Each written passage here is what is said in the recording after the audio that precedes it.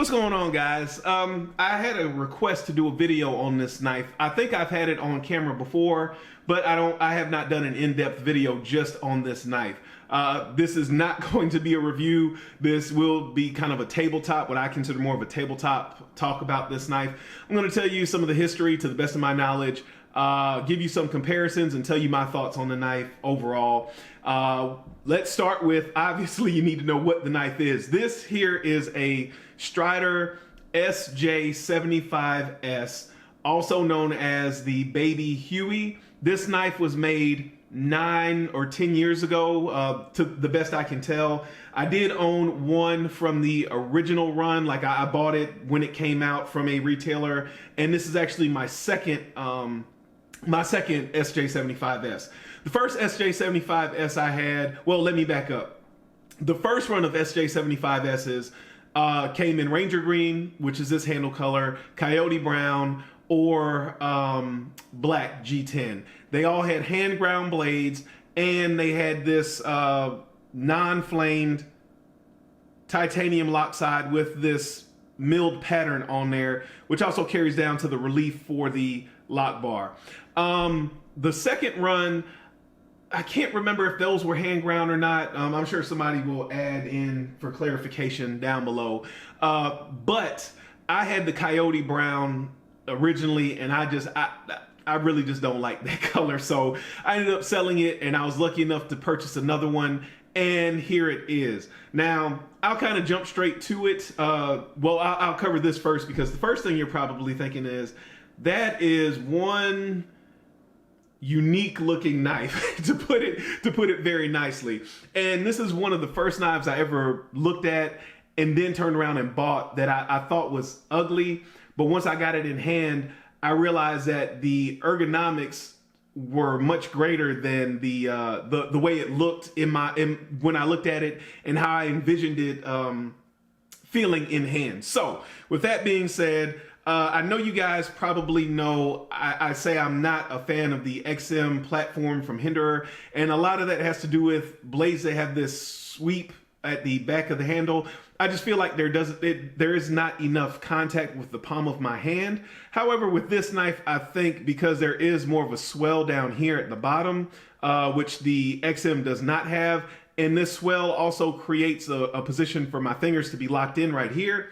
This is actually a very comfortable knife, and you get locked in because of that hump right here. So very comfortable knife. The other main difference between this and a regular Strider, a normal Strider, SNG, SMF, et cetera, is going to be how thinly ground this knife is, and even to an extent how it's ground. This is a very deep hollow grind, which I think you can pretty much see even on the camera without me having to do much. And this also has one of the best stone washes that I've ever seen. And the way the grind lines show through, I've always just thought that was very unique and very cool.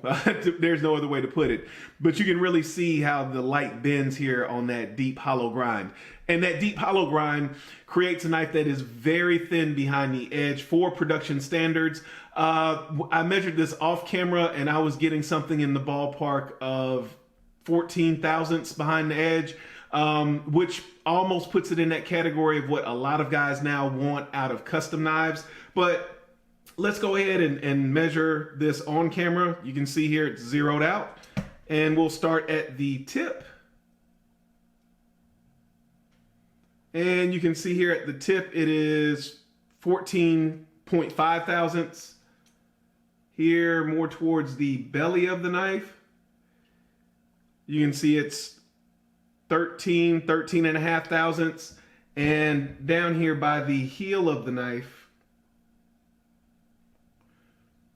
it is 16 and a half, 17 thousandths, somewhere in that ballpark. So a knife that's very thinly ground for a production knife out of the box. The knife slices very well, and because it has this deep hollow grind, you're going to be able to sharpen this knife, and as you wear the edge away, it's going to keep that thinness a fair amount up the knife.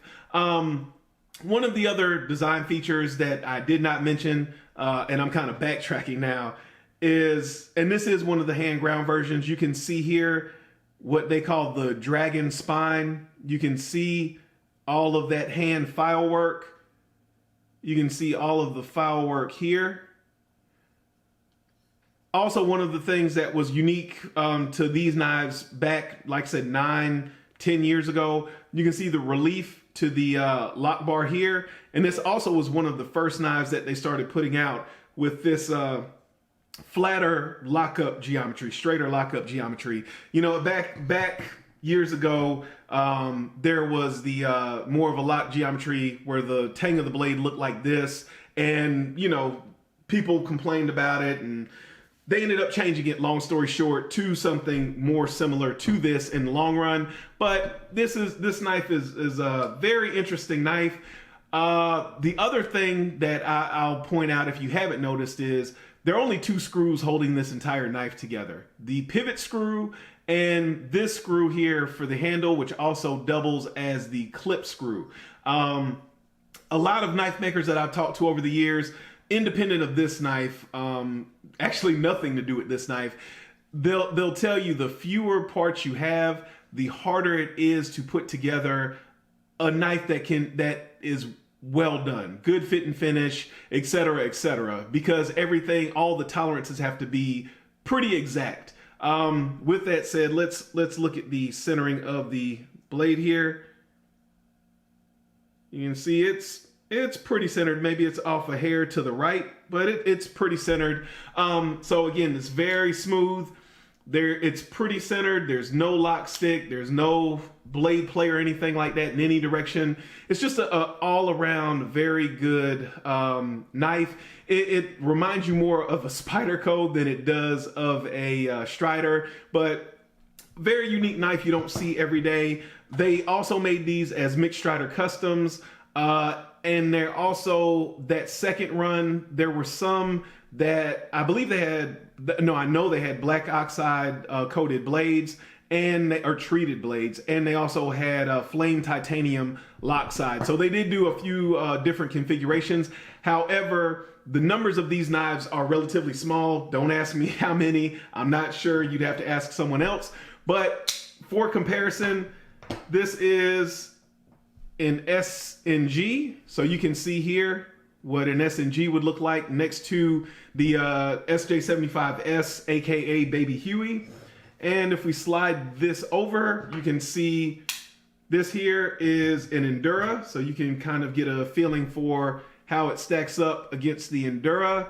And if you've never seen the SNG next to an Endura, there you go. You can kind of get a size comparison for that as well. And the reason why I do my size comparisons this way instead of stacking them like this is perspective can skew the sizes, and you can get just a skewing based on the perspective and not the actual size. So, but yeah, that is the SJ75s from Strider Knives, aka the Baby Huey. Blade Steel. Blade Steel is S35VN. So, you know, that's also something that hasn't been used a ton on Strider Knives, but just a unique piece all the way around. And I'm just glad to be able to bring this video to the guy that asked me to do it. So appreciate you guys watching. Remember, a lazy man carries a dull knife, and don't be a dumb person with a smartphone.